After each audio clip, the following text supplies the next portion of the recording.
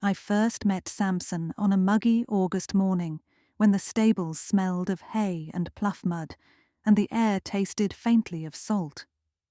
The Big Bay gelding was already a legend among Charleston carriage drivers, calm as a Sunday sermon, patient with noisy school groups, and, according to old Nate, who'd handled horses on these streets for 40 years, so sharp he could add tips in his head. I didn't doubt Nate. 2 months after Samson was assigned to my carriage, he'd learned every downtown tour we offered. If traffic forced me to improvise a turn, he did it almost before I touched the reins. Guests loved to lean forward and coo. How does he know the way? I never had an answer more satisfying than a shrug, and he just does. The first hint that Samson's intelligence might get us both into trouble arrived on a jasmine-scented Tuesday in early spring. I was guiding 8 passengers, a retired couple from Ohio, a honeymooning duo from Durham, and 4 college friends who looked like they'd stayed up too late sampling King Street cocktails.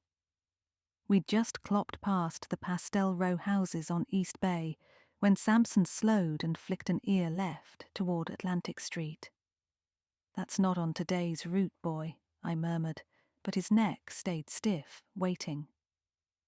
I gave the reins a polite tug. He ignored it.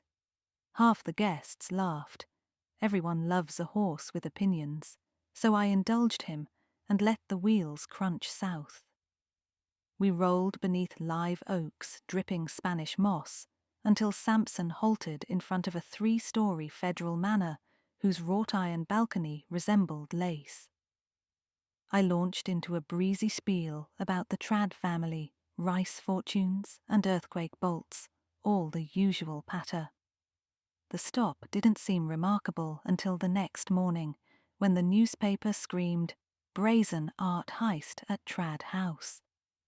A miniature portrait of Eliza Lucas Pinckney, on loan from a New York museum, had vanished sometime between dusk and dawn.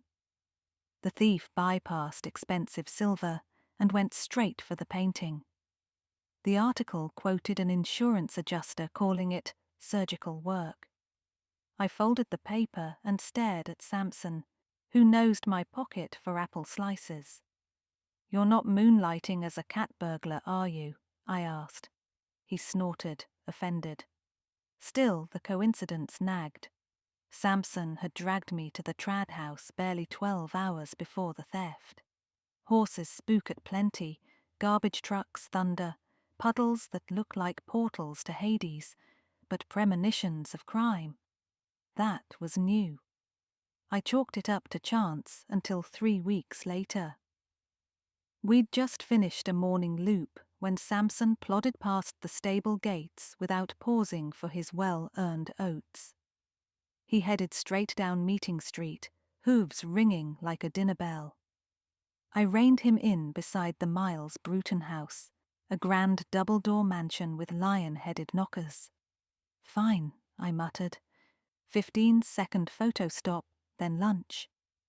The next day, the Bruton house reported a stolen set of antique Sèvres urns. Same pattern, guards distracted, alarm bypassed, targeted object removed without a scratch. I felt a chill crawl under my linen blouse. Once might be coincidence, twice felt like conspiracy. I marched to the Charleston Police Department and relayed my suspicions to Detective Jewel Washington, a childhood friend who'd once used our backyard magnolia as her imaginary precinct. Jewel wore a badge now, along with a skeptical arch to her eyebrow. "Let me get this straight," she said. "Your horse is choosing tour routes that match upcoming art thefts?" I know how it sounds, but Samson is different. "Evie, remember when we were 10 and convinced Mrs. Watford's cat was a Soviet spy because it hung around Dad's ham radio? We almost called the FBI." True. But Samson's got an uncanny sense of direction. Somebody might be using him. Using him how? I don't know. Leaving scent trails? Ultrasonic whistles? I felt foolish the moment I said it. Jewel tapped her pen. We've got no leads and growing pressure. If your theory gives me anything, I'll take it. Keep a journal of every detour. Call me the minute the horse does something weird. Define weird. She gave me a level look. Weirder than usual, Evie. I left the station both relieved and unnerved. If Sampson guided me to another mansion, I'd need more than a hunch. That opportunity came on a damp Friday, just after Easter. Tourists clustered beneath my carriage canopy, clutching paper fans, though the humidity was mercifully low. Sampson behaved until we reached Queen Street, then flattened his ears and veered right onto a narrow alley shaded by crepe myrtles. "Nope, buddy," I whispered. "City regs forbid carriages in Lodge Alley." Sampson kept going.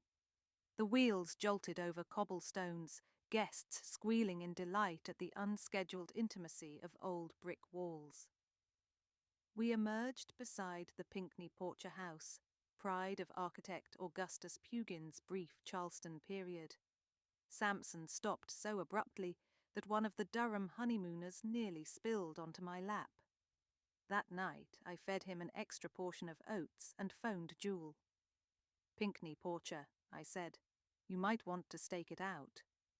Her sigh crackled over the line. "Already on my list.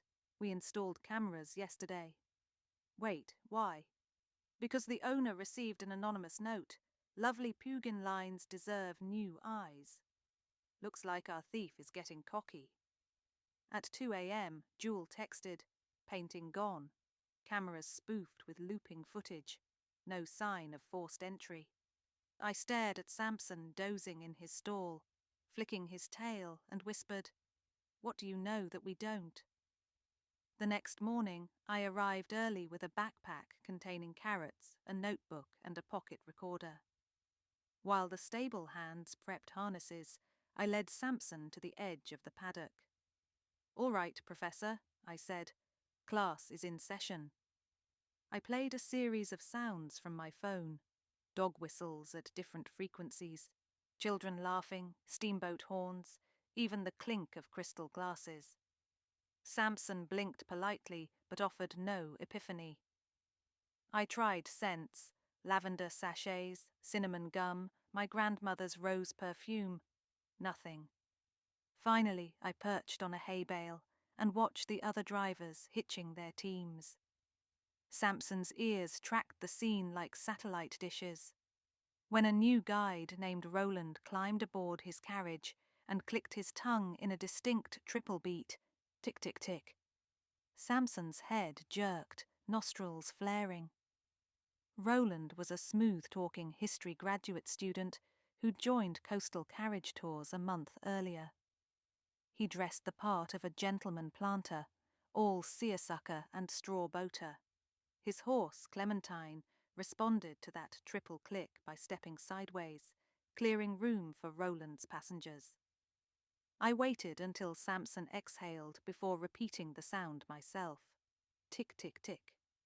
His ears swiveled instantly, muscles taut. Interesting.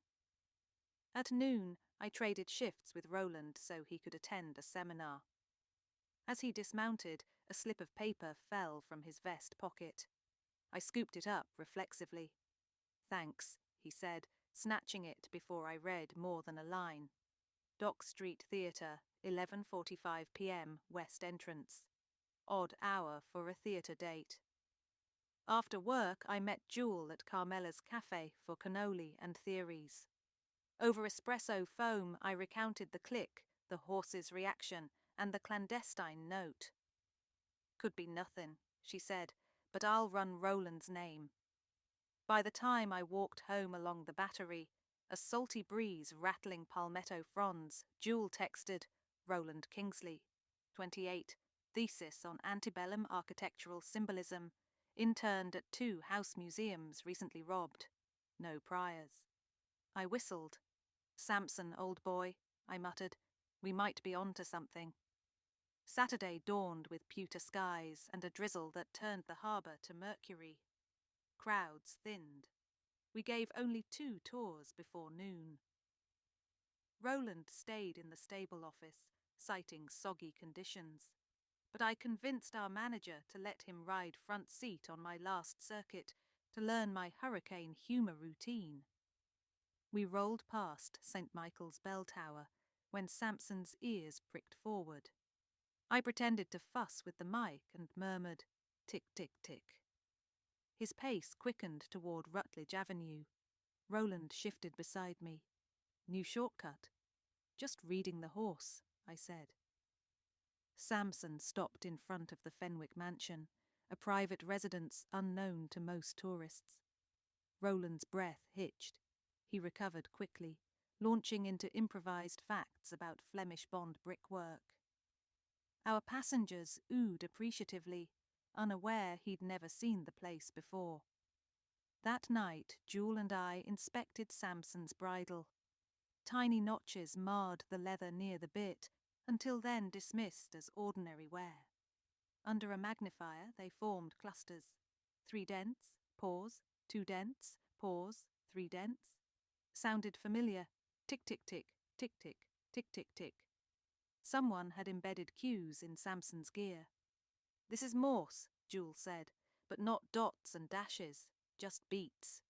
Short, long, short. Exactly. Maybe a code for which mansion to stop at." We photographed the pattern, then swapped Sampson's bridle for a fresh one sans notches. If our thief tried the old signals, the horse wouldn't budge. Jewel secured a search warrant for Roland's locker. Inside, we found high-resolution floor plans of several historic homes, including ones yet untargeted, and a small brass device shaped like a hole punch. Its jaws matched the spacing of dents on Sampson's bridle. Sunday evening, Jewel commandeered a squad car disguised as a delivery van. She and I, badges weren't required for me, but friendship had perks, parked near the Fenwick mansion, which Roland had lavishly praised. At 10:57 p.m., a silhouette slipped along the wrought-iron fence. Male, medium build, seersucker jacket darkened by rain. We watched him kneel by a carriage hitching post, withdraw a bridle, and tap the leather with his punch. 3, 2, 3. He scanned the empty street, puzzled. Sampson's stall at the stable was locked and monitored. No horse to obey his command. Roland produced a phone, whispered urgently, and crept toward a side gate. Jewel signaled 2 officers to close in. A clap of thunder masked their footsteps until flashlights pinned him like a moth. "Roland Kingsley, you're under arrest for burglary and possession of stolen property," Jewel announced. He froze, hands half raised. I lingered behind, heart hammering as the puzzle clicked into place. Roland hadn't worked alone. He'd needed access, alarms disabled, and knowledge of which art pieces travelled in hush-hush exhibits. The mastermind had to be someone with authority across multiple mansions, someone above suspicion.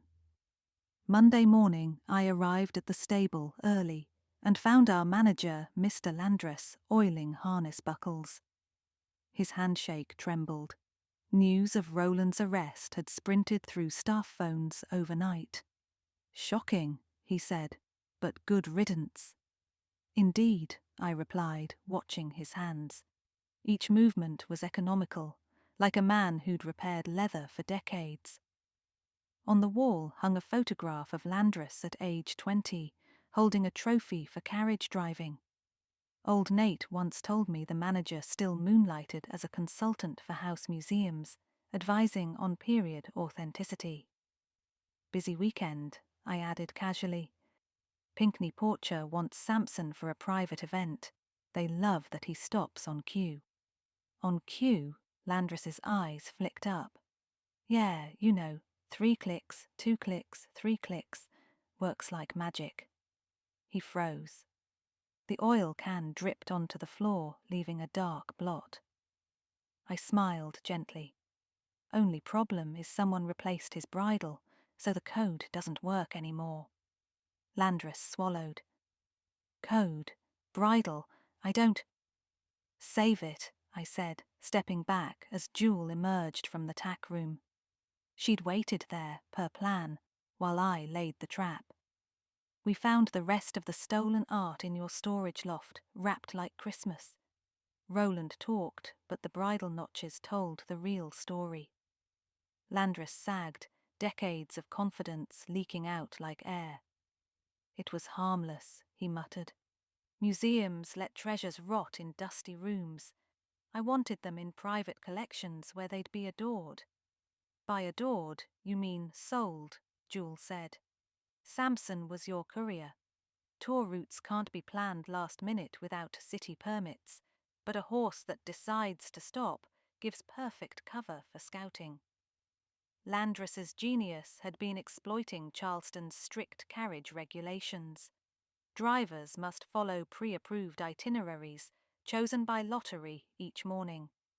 Deviations draw fines unless the horse misbehaves. Tourists love an equine diva. Enforcement officers roll their eyes and wave you along. Landris pre-punched cues based on which mansion he or Roland needed to recon that day. Roland then accessed service entrances later, armed with blueprints provided by his mentor. As officers led Landris away, Samson nickered from his stall. I stroked his forelock. "Good boy, you outsmarted them all." Jewel chuckled. "He'll testify, right?" "Only if the court serves peppermint." The news churned through Charleston like tide through marsh grass. Headlines hailed Samson as a four-legged detective. Tourists begged for selfies with the horse who solved the heists. Coastal carriage tours fielded more booking requests than during Spoleto season. On our first ride post-scandal, I addressed a packed carriage. "This is Samson. He enjoys gentle pats, powdered sugar beignets, and thwarting international art thieves." Laughter rippled down the bench seats. We clip-clopped along Rainbow Row, Samson's hooves perfectly timed. The breeze smelled of river and blooming lantana. For once I didn't worry where he might veer. The old bridle was evidence, the new one clean. Still, as we approached the battery, Samson's ears flicked left. I squeezed the reins softly. "Thinking of another unscheduled stop," I murmured. He snorted, tossing his head toward White Point Garden, where children waved at passing dolphins. No hidden mansions, no priceless art, just sunshine and salt air. I let him drift off route for a moment, carriage wheels crunching oyster shell paths, tourists squealing at the view. Regulations could wait. Sometimes you follow a good horse's lead. That evening, Jewel and I sat on my porch sipping sweet tea as fireflies sparked in the azaleas. "So," she said, "what's next for Charleston's unlikeliest detective duo?" I patted Samson's withers. He'd wedged himself between us to beg for ginger snaps. "We stick to history lessons and photo ops," I said. "And if he starts dragging me toward another mansion, I'm calling you before the ink on the city permit dries." We clinked mason jars. Samson snuffled my pockets, triumphant and alert, always ready for the next adventure. And I, Evie Beauregard, carriage tour guide, decided that in a city where past and present mingle like tidal rivers, a smart horse was just the partner I needed to keep Charleston's secrets safe, one clatter of hooves at a time.